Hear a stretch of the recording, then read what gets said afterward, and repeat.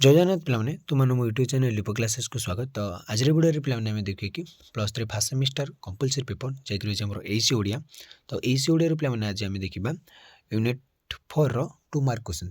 तो आम आम 2 मार्क क्वेश्चन गुड़ देखा ताले डेरी नक चल पे क्लास टू स्टार्ट करवा और प्रश्न गुड़ को आम आलोचना करवा। तो देखो पिलाने प्रथम क्वेश्चन कही आमर फीचर क्या कहते बहुत इंपोर्टाट क्वेश्चन पिलाने है।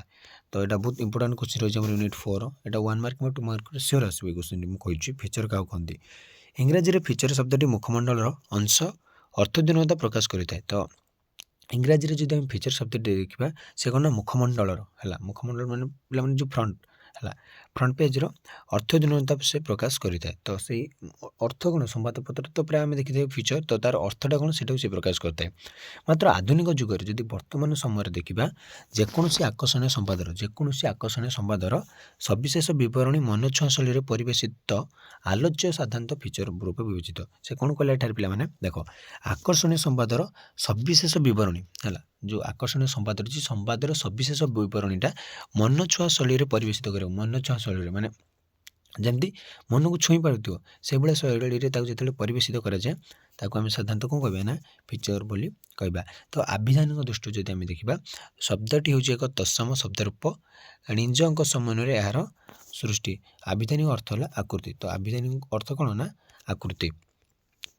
तो फीचर विषय वस्तु किपर होगा उचित आ गए क्वेश्चन देला बहुत इंपोर्टाट क्वेश्चन यहाँ जो फीचर विषय वस्तु किपर होगा उचित ना गोटे भल फीचर लिखापी भल विषय वस्तुर आवश्यकता रही है। जब देखा गोटे जब भल फीचर लिखा चाहूँचे ताल गोटे कौन भल विषय वस्तुर आवश्यकता रही। विषय वस्तु मनोनीत होगा तत्संपर्क तथ्य संग्रह करें निहत जरूरी। जब गोटे विषय वस्तु को लेकिन आम जब फीचर लिखा चाहूँचे जब विषय वस्तुटा आम बाछीदे सहित कौन तथ्य संग्रह करें से विषय को लेकिन तो संगृहीत तथ्य प्रामाणिक होगा सह विश्वसनीय होगा उचित। तो फीचर विषय वस्तु गुड़ा कौन कौन ना जब आम गोटे भल फीचर लिखा चाहूँचे ताल भल गोटे कौन ना गोटे भल विषय वस्तु आमको दरकार। जब विषय वस्तु आम मनोनीत करदे ना ये विषय नहीं आम गोटे फीचर लिखा ताले से संपर्क बहुत गुड़े तथ्य आमको संग्रह करा पड़ो। तथ्य संग्रह होगापर से गुड़ा प्रामाणिक और विश्वसनीय होगा जरूरी। बुझीगल पे फीचर विषय वस्तु कौन होगा दरकार।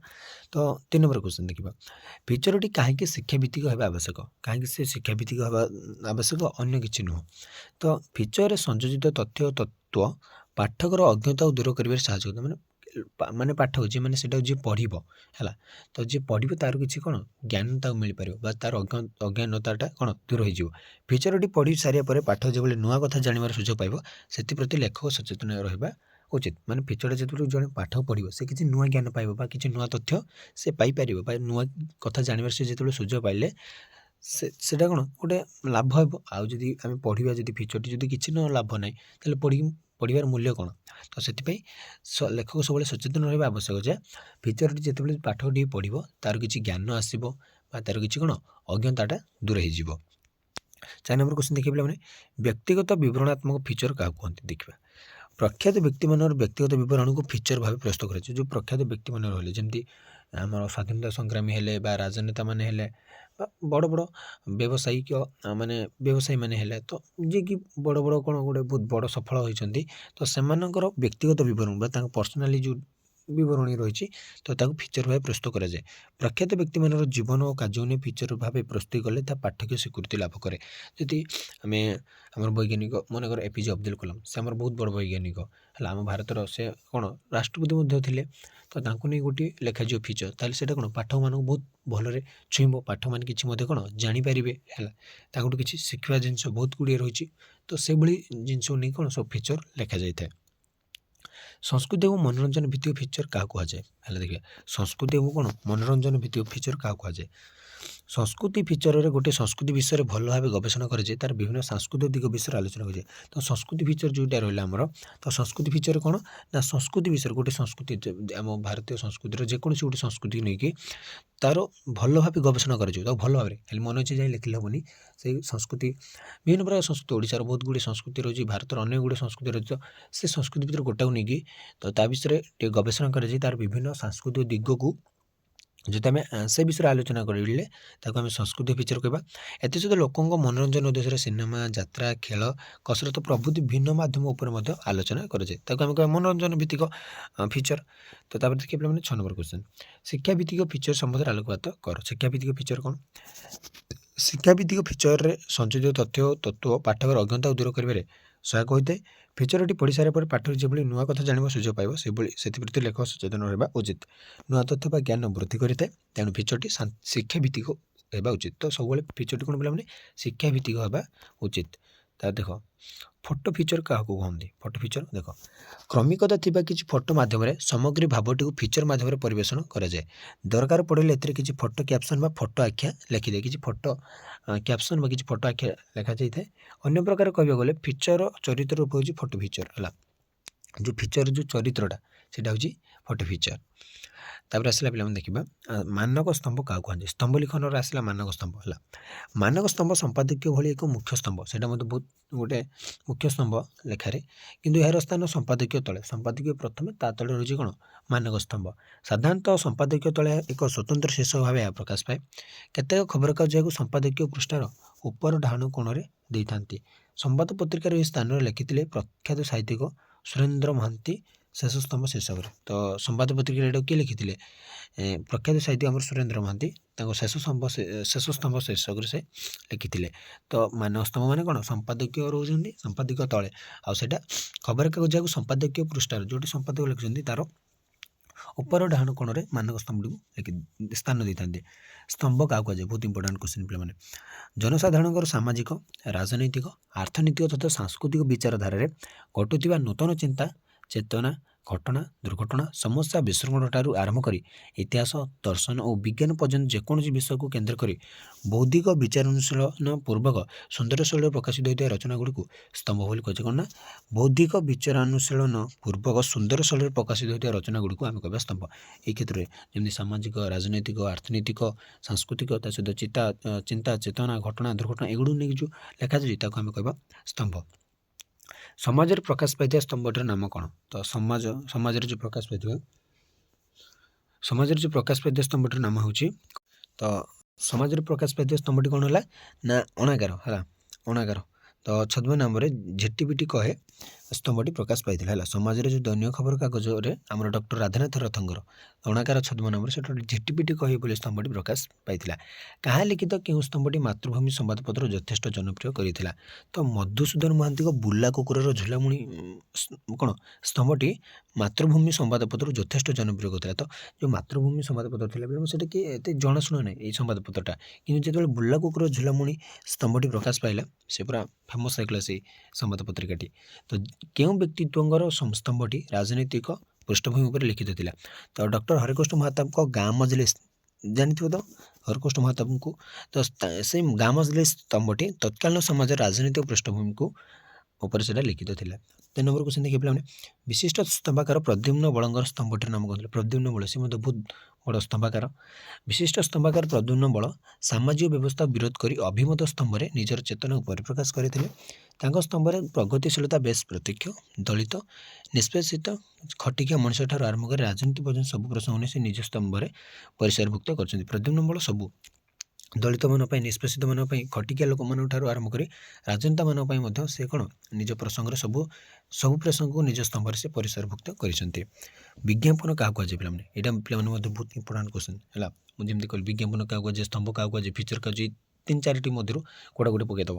ତ ଜଣେ ବ୍ୟକ୍ତି କିମ୍ବା ସମୂହଙ୍କ ପାଖରେ ଯେକୌଣସି ଉତ୍ପାଦକ ସଂସ୍ଥା ତାର ଉତ୍ପାଦିତ ଦ୍ରବ୍ୟକୁ ଗ୍ରହଣଯୋଗ୍ୟ ଓ ଆଦୃତ କରାଇବାର ମହତ ଉଦ୍ଦେଶ୍ୟକୁ ପହଞ୍ଚାଇବା ନିମନ୍ତେ ଯେଉଁ ପ୍ରୋତ୍ସାହନକାରୀ ଉତ୍ସାହପ୍ରଦ ମାଧ୍ୟମଟି ଆପଣାଇଥାଏ ତାହା ହିଁ ବିଜ୍ଞାପନ ବୋଲି କୁହାଯାଇପାରେ। ଦେଖ ଜଣେ ବ୍ୟକ୍ତି ବା ସମୂହଙ୍କ ପାଖରେ ଯେକୌଣସି ଗୋଟେ ବ୍ୟକ୍ତି ପାଖରେ ପହଞ୍ଚାଇବା ହେଉ ବା ଗୋଟେ ସମୂହ ବ୍ୟକ୍ତି ବା ଗୋଟେ ଲୋକମାନଙ୍କ ପାଖରେ ପହଞ୍ଚାଇବାକୁ ହେଉ, ଗୋଟେ ଉତ୍ପାଦକ ସଂସ୍ଥା ଗୋଟେ ଜିନିଷ ଯେମିତି ଗୋଟେ ମନେକର ବୁକ୍ ଗୋଟେ, ନହେଲେ ମନେକର ପିଲାମାନେ ଦେଖ ଗୋଟେ ଖାତା କମ୍ପାନୀ ବା ଗୋଟେ ଖାତା ସଂସ୍ଥା ଯିଏକି ଖାତା ତିଆରି କରେ, ନୋଟବୁକ୍ ତିଆରି କରେ, ତ ସେ କ'ଣ କରିବ ନା ତାର ଦ୍ରବ୍ୟକୁ କେମିତି ପିଲାମାନଙ୍କ ପାଖରେ ପହଞ୍ଚାଇବ।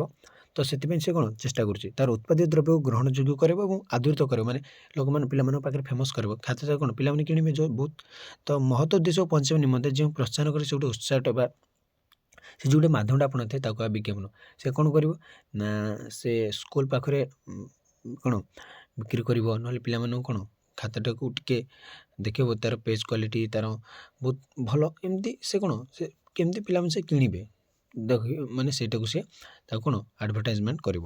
କ୍ରେତା ମନକୁ କ୍ରୟ କରିବା ନିମନ୍ତେ ପ୍ରଲୋଭନ ସୃଷ୍ଟି ପୂର୍ବକ ପ୍ରରୋଚିତ କରିବାର ଅଭିନବ କୌଶଳ ହିଁ ବିଜ୍ଞାପନ। ମାନେ କେମିତି ଲୋକଟା କିଣିବ, ଯେ କ୍ରେତା ମାନେ କ'ଣ, ଯେ କିଣିବ ତା ମନଟାକୁ ପୁରା କ'ଣ ପ୍ରଲୋଭନ ଦେଖାଇ ହେଲା ତାକୁ ପ୍ରରୋଚିତ କରିବାର ଅଭିନବ ପ୍ରୟାସଟାକୁ ହିଁ ଆମେ କହିବା ବିଜ୍ଞାପନ। ତାପରେ ଦେଖିବା ପିଲାମାନେ ଆମେ ବିଜ୍ଞାପନର ବୈଶିଷ୍ଟ୍ୟରେ ଯୋଗାଯୋଗର ଭୂମିକା କ'ଣ ସଂକ୍ଷେପରେ ଲେଖ। ତ ଯୋଗାଯୋଗର ଭୂମିକା କ'ଣ ରହିଛି? ବ୍ୟକ୍ତି ଗୋଷ୍ଠୀ କିମ୍ବା ଗଣସମୂହ ସମ୍ପର୍କ ସୃଷ୍ଟି ଦିଗରେ ବିଜ୍ଞାପନ ହିଁ ଏକ ମାଧ୍ୟମ। ଉତ୍ପାଦକ ଓ ଗ୍ରାହକ ସହ ବିଜ୍ଞାପନ ଯୋଗାଯୋଗ ରକ୍ଷା କରିଥାଏ। ଉତ୍ପାଦକ ଆଉ ଗ୍ରାହକ ଏମାନଙ୍କ ଭିତରେ କ'ଣ ବିଜ୍ଞାପନଟା କ'ଣ ଯୋଗାଯୋଗ ରକ୍ଷା କରିଥାଏ। ତ ବିଜ୍ଞାପନର ବୈଶିଷ୍ଟ୍ୟରେ ସୂଚନା ଆବଶ୍ୟକତା କିପରି ରହିଛି ସଂକ୍ଷେପରେ ଉତ୍ତର ଦିଅ। ସୂଚନାର ଆବଶ୍ୟକତାଟା କିପରି ଦରକାର ରହିଛି ଦେଖିବେ। କ'ଣ ବିଜ୍ଞାପନ ଗ୍ରାହକକୁ ବସ୍ତୁ ସେବା ବା ତା'ର ଗୁଣାତ୍ମକ ମାନ ସମ୍ପର୍କରେ ସୂଚନା ପ୍ରଦାନ କରିବାକୁ ସମର୍ଥ ହୋଇଥାଏ। ତା ଦେଖ ବିଜ୍ଞାପନ କ'ଣ ପିଲାମାନେ ଗ୍ରାହକକୁ ବସ୍ତୁ ମାନେ ଯେ ଗ୍ରାହକ ଯେ ଗ୍ରହଣ କରିଥାଏ, ଗ୍ରାହକକୁ ବସ୍ତୁ ସେବା ଓ ତା'ର ଗୁଣାତ୍ମକ ମାନ ସମ୍ପର୍କରେ ସୂଚନା ଦେଇଥାଏ ହେଲା। ଜଣେ ବ୍ୟକ୍ତି କୌଣସି ଦ୍ରବ୍ୟ କିଣିଲା ବେଳେ ଲାଭ କ୍ଷତି ବିଷୟରେ ମଧ୍ୟ ଚିନ୍ତା କରିଥାଏ ହେଲା। କିଣିଲେ ମୋତେ ଲାଭ ହେବ ନା ମୋତେ କ୍ଷତି ହେବ।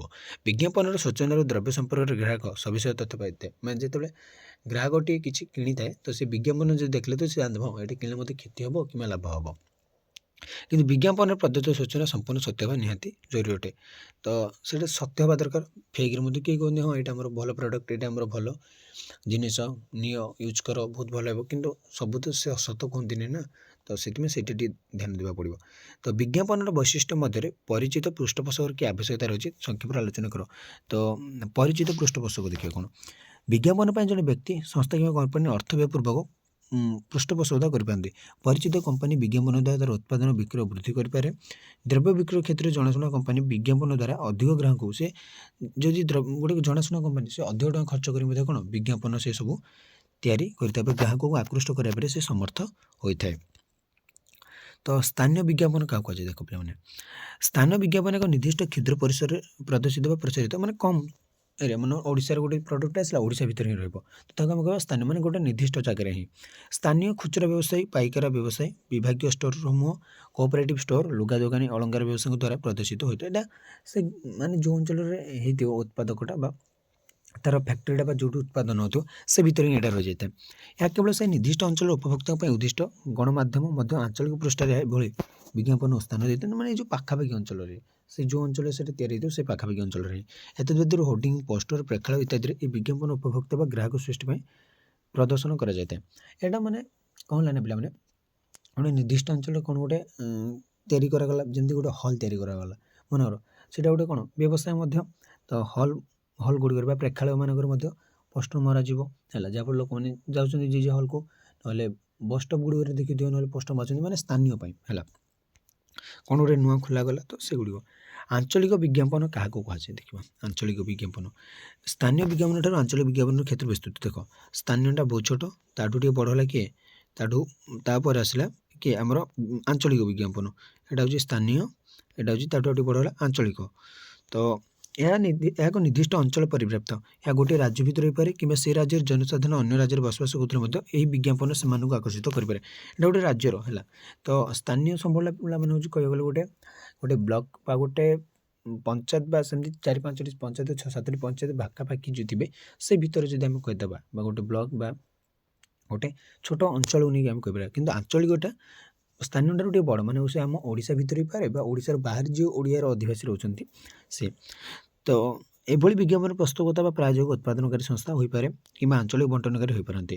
ଆଞ୍ଚଳିକ ବିଜ୍ଞାପନ ପ୍ରସାରରେ ଆଞ୍ଚଳିକ ଖବରକାଗଜ, ପତ୍ରପତ୍ରିକା, ରେଡ଼ିଓ, ଦୂରଦର୍ଶନ ପ୍ରଭୃତି ଗୁରୁତ୍ୱପୂର୍ଣ୍ଣ ଭୂମିକା ଗ୍ରହଣ କରିଥାନ୍ତି। ତାପରେ ଦେଖିବା ପିଲାମାନେ ଉପଭୋକ୍ତା ବିଜ୍ଞାନ କାହାକୁ କୁହାଯାଏ, ଉପଭୋକ୍ତା ବିଜ୍ଞାପନ କାହାକୁ କୁହାଯାଏ। ତ ଉପଭୋକ୍ତା ସିଧାସଳଖ ବିଜ୍ଞାପନ ଦ୍ୱାରା ଦ୍ରବ୍ୟ ଓ ତା'ର ଗୁଣାତ୍ମକ ମାନ ଜାଣି କ୍ରୟ କରିଥାଏ। ବିଜ୍ଞାପନ ପ୍ରକ୍ରିୟାରେ ଉପଭୋକ୍ତା ହେଉଛି ଶେଷ ବ୍ୟବହାରକାରୀ। ଉପଭୋକ୍ତା ହେଉଛନ୍ତି ଶେଷ ଉପଭୋକ୍ତା ସେଟାକୁ ଶେଷରେ ବ୍ୟବହାର କରିଥାଏ ସେ ଦ୍ରବ୍ୟଟାକୁ। ଉପଭୋକ୍ତା ବ୍ୟବହାର ସାମଗ୍ରୀ ବା ସେବାକୁ ପ୍ରସାର କରିବା ନିମନ୍ତେ ବିଜ୍ଞାନ ମାଧ୍ୟମ ହୋଇଉଠେ।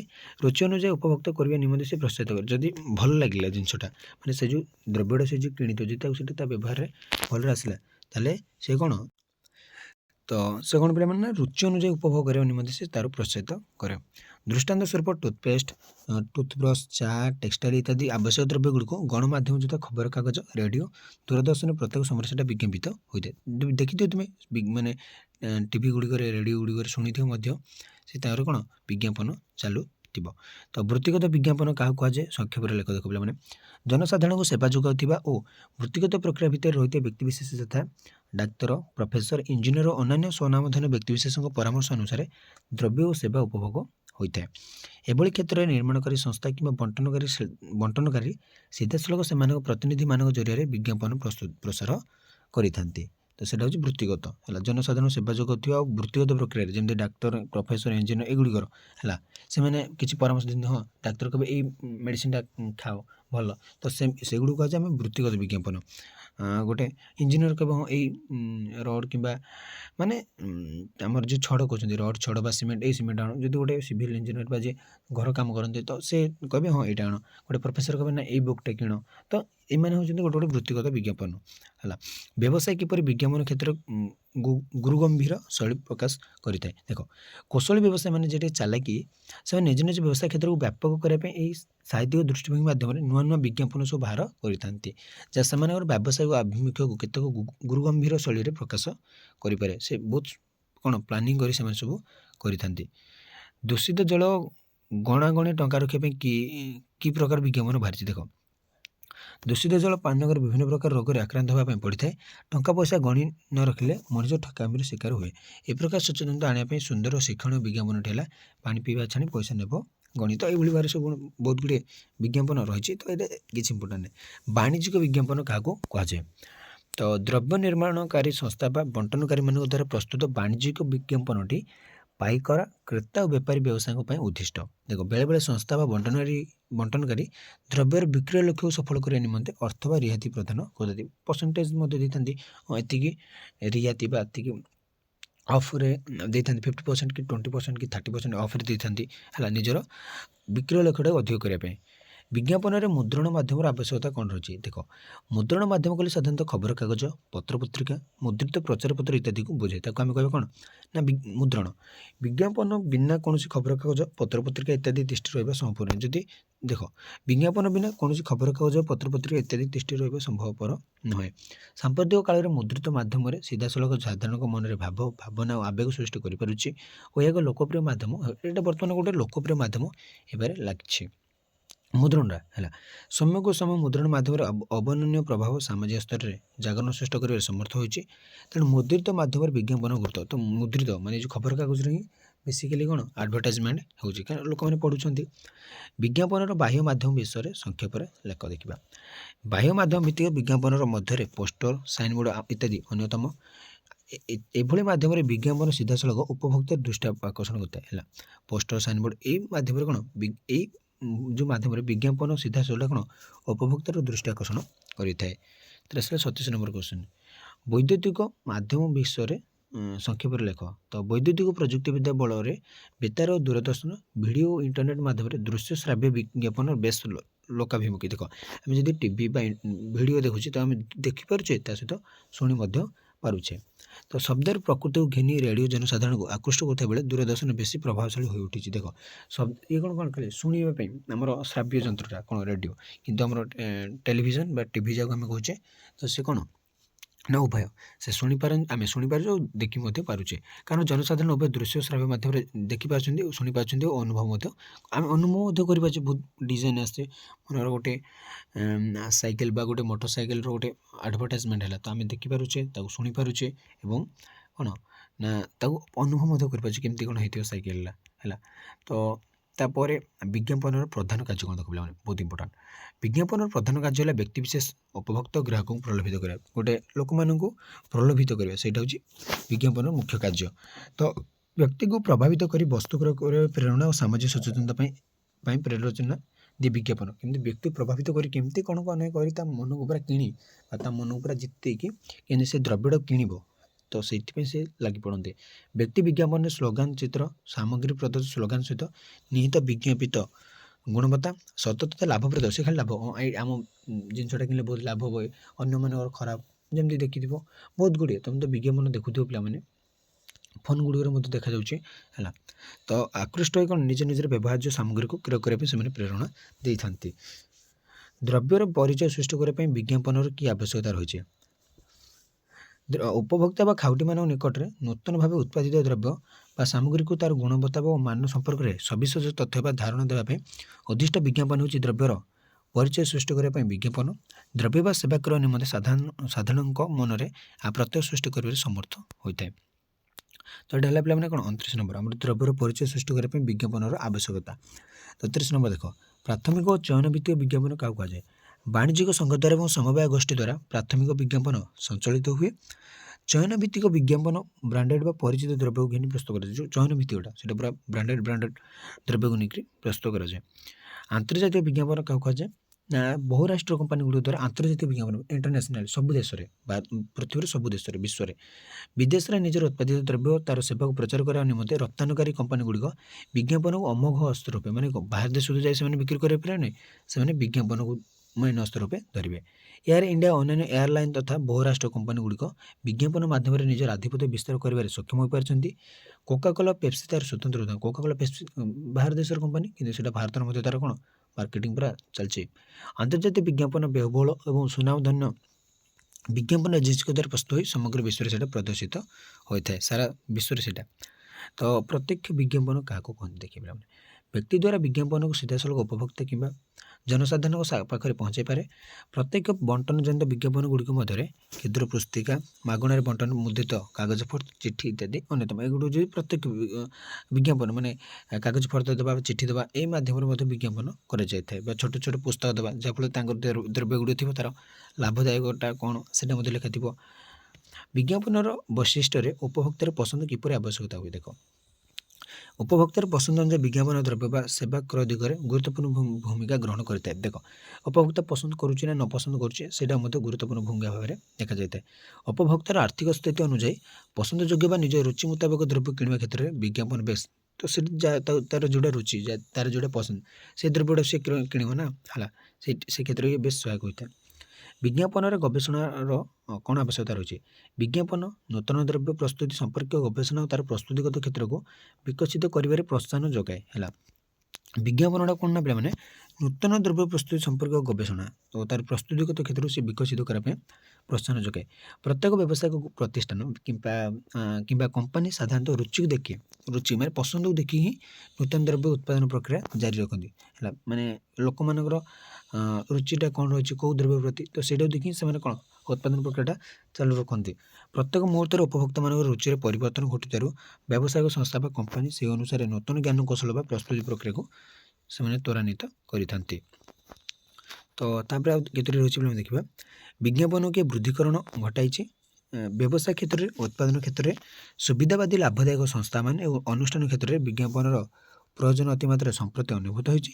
ତ ବସ୍ତୁବାଦୀ ପ୍ରତିଯୋଗିତା ସ୍ୱତନ୍ତ୍ର ପ୍ରଦର୍ଶନ ମନୋବୃତ୍ତି ଭୋଗବାଦୀ ସଭ୍ୟତା ଚାକଚକ୍ୟ ବଜାର ସ୍ଥିତ ଏବଂ ଅର୍ଥନୈତିକ ଉତ୍ଥାନ ପତନ ବିଜ୍ଞାପନ ବୃଦ୍ଧିକରଣ ଘଟାଇଛି। ତ ଅଭିପ୍ରେରଣା କାହାକୁ କୁହାଯାଏ? ଦେଖ ପିଲାମାନେ ବହୁତ ଇମ୍ପୋର୍ଟାଣ୍ଟ କ୍ୱେଶ୍ଚନ୍। ଜଣେ ବ୍ୟକ୍ତି ବା ସମୂହ ବ୍ୟକ୍ତି ଅଥବା ମିଳିତ ଗୋଷ୍ଠୀଙ୍କ ପାଖରେ ନିଜ ସଂସ୍ଥାର ଉତ୍ପାଦିତ ସାମଗ୍ରୀର ଉପଯୋଗିତା ବା ନିଜର ଅନୁଷ୍ଠାନର ମହତ୍ ଉଦ୍ଦେଶ୍ୟକୁ ଆଭିପ୍ରାୟକ ଅର୍ଥରେ ପହଞ୍ଚାଇବା ନିମନ୍ତେ ଯେଉଁ ଅନ୍ତର୍ନିହିତ ତତ୍ପରତା ଭାବ ସୃଷ୍ଟି ହୋଇଥାଏ ତାକୁ ଆମେ କହିବା ଅଭିପ୍ରେରଣା ହେଲା। ସୃଷ୍ଟି ପାଇଁ ଯେଉଁ ପ୍ରଯତ୍ନ କରାଯାଏ ତାକୁ ଆମେ କହିବା ଅଭିପ୍ରେରଣା।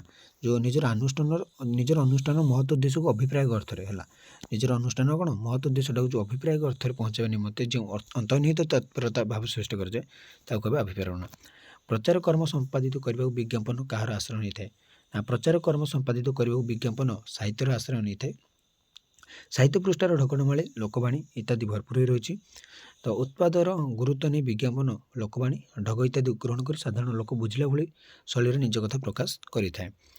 ବ୍ୟବସାୟିକ ଆଭିମୁଖ୍ୟ କିପରି ବିଜ୍ଞାପନ କ୍ଷେତ୍ରରେ ଗୁରୁଗମ୍ଭୀର ଶୈଳୀ ପ୍ରକାଶ କରିଥାଏ? ଦେଖ କୁଶଳୀ ବ୍ୟବସାୟୀମାନେ ନିଜ ନିଜ ବ୍ୟବସାୟ କ୍ଷେତ୍ରରେ ବ୍ୟାପକ କରିବା ପାଇଁ ସାହିତ୍ୟିକ ଦୃଷ୍ଟିଭଙ୍ଗୀ ମାଧ୍ୟମରେ ନୂଆ ନୂଆ ବିଜ୍ଞାପନ ବାହାର କରିଥାନ୍ତି ଯାହା ସେମାନଙ୍କର ବ୍ୟବସାୟିକ ଆଭିମୁଖ୍ୟକୁ କେତେକ ଗୁରୁଗମ୍ଭୀର ଶୈଳୀରେ ପ୍ରକାଶ କରିପାରେ ଗୁରୁଗମ୍ଭୀର ଶୈଳୀରେ ତାକୁ ପ୍ରକାଶ କରିପାରେ ହେଲା। ତ ବ୍ୟକ୍ତିଗତ ପତ୍ର କାହାକୁ କୁହନ୍ତି? ବ୍ୟକ୍ତିଗତ ପତ୍ର ବ୍ୟକ୍ତିଗତ ଘଟଣା ମାନେ ନିଜର ବ୍ୟକ୍ତିଗତ ଘଟଣାକୁ ହିଁ ସେଠାରେ ଲେଖାଯାଇଥାଏ ବା ଲିଖିତ ହୋଇଥାଏ। ଆତ୍ମୀୟ ବନ୍ଧୁ ବା ଯିଏ ନିଜର ସାଂସାଥିକ ପ୍ରଭୃତିମାନଙ୍କ ପାଖକୁ ବ୍ୟକ୍ତିଗତ ପତ୍ର ଲେଖାଯାଇଥାଏ। କଥିତ ଭାଷାର ବ୍ୟବହାର ଘରୋଇ ପତ୍ରକୁ ହୃଦୟ ଏବଂ ବୋଧ କରିଥାଏ। ଘରୋଇ ପତ୍ର ଆବଶ୍ୟକତା ଦୃଷ୍ଟିରୁ ସଂକ୍ଷିପ୍ତ ବିସ୍ତୃତ ହୋଇଥାଏ। ତ 40 ନମ୍ବର ଦେଖିବେ ପିଲାମାନେ ସରକାରୀ ପତ୍ର ବିଷୟରେ ଲେଖ। ସରକାରୀ ପତ୍ର ତ ସାଧାରଣତଃ ଦରଖାସ୍ତ ଯାହାକୁ ଆମେ କହୁଛେ ସେଟାକୁ ହିଁ ସରକାରୀ ପତ୍ର ବୋଲି କହିଥାଉ। ସରକାରୀ ଅର୍ଦ୍ଧ ସରକାରୀ ଓ ବେସରକାରୀ ସଂସ୍ଥା ବ୍ୟକ୍ତିବିଶେଷ ନିଜ ଆବଶ୍ୟକତା ପରିପୂର୍ତ୍ତି ନିମନ୍ତେ ପତ୍ର ଲେଖିଥାଏ। ନାହିଁ କି ଛୁଟି ପାଇଁ ବା କାହାର ପ୍ରମୋସନ୍ ପାଇଁ କି କ'ଣ ପାଇଁ ସବୁ ପତ୍ର ଲେଖିଥାନ୍ତି। ଏହି ଧରଣ ପତ୍ରରେ ପ୍ରେରକର ଆବେଦନ, ନିବେଦନ, ଅଭିଯୋଗ, ପ୍ରତିବାଦ, ସେ କିଏ ଆବେଦନ କରିଥାଏ, କିଏ ନିବେଦନ କରିଥାଏ, କିଏ ଅଭିଯୋଗ କରିଥାଏ ଏବଂ କିଏ କ'ଣ ପ୍ରତିବାଦ ମଧ୍ୟ କରିଥାଏ। ଏ ପ୍ରକାର ପତ୍ର ଲେଖିଲା ବେଳେ ବକ୍ତବ୍ୟର ଯଥାର୍ଥତା ପ୍ରତିପାଦନ ପାଇଁ ଦୃଷ୍ଟି ଦେବାକୁ ପଡ଼ିଥାଏ। ଅନାବଶ୍ୟକ କଥାକୁ ଏଠାରେ ପରିହାର କରାଯାଏ। ଏଠାରେ ଅନାବଶ୍ୟକ କଥାକୁ ଏଠାରେ ଗୁରୁତ୍ୱ ଦିଆଯାଏ ନାହିଁ। ତ ବ୍ୟବସାୟିକ ପତ୍ର କହିଲେ କ'ଣ ବୁଝ ନା ବ୍ୟବସାୟିକ ଦୃଷ୍ଟିକୋଣରୁ ବ୍ୟବସାୟିକ ପତ୍ର ବା ସେଟା କାରବାରୀ ପତ୍ରର ଗୁରୁତ୍ୱଟା ଯଥେଷ୍ଟ ଥାଏ। ଜିନିଷପତ୍ରର ପ୍ରେରଣ ପ୍ରାପ୍ତି ଥିବା ଅଭିଯୋଗ ସମ୍ପର୍କିତ ଘଟଣାବଳୀ ଏ ପତ୍ରରେ ଦେଖ ବ୍ୟବସାୟ ମାନେ ବ୍ୟବସାୟ ପାଇଁ ଲେଖାଯାଇଥାଏ। ନିମନ୍ତ୍ରଣ ପତ୍ର ତ ଜାଣିଥିବ ବିବାହ ବ୍ରତ ଅନୁଷ୍ଠାନ ଏଗୁଡ଼ିକ ପାଇଁ ଉତ୍ସବ ଉପଲକ୍ଷେ ନିମନ୍ତ୍ରଣ ପତ୍ର ପ୍ରେରଣ କରାଯାଇଥାଏ। ଏଇଟା ଗୋଟେ ହେଲା। ତ ଦେଖିଲେ ପିଲାମାନେ ଆମେ 2 ମାର୍କ କ୍ୱେଶ୍ଚନ୍ ଗୁଡ଼ିକ। ତ ତାପରେ ଆମେ ଦେଖିବା 5 ମାର୍କ କ୍ୱେଶ୍ଚନ୍ ଗୁଡ଼ିକ। ତ ସେତେବେଳେ ଯାଏଁ ରହୁଛି। ଜୟ ଜଗନ୍ନାଥ।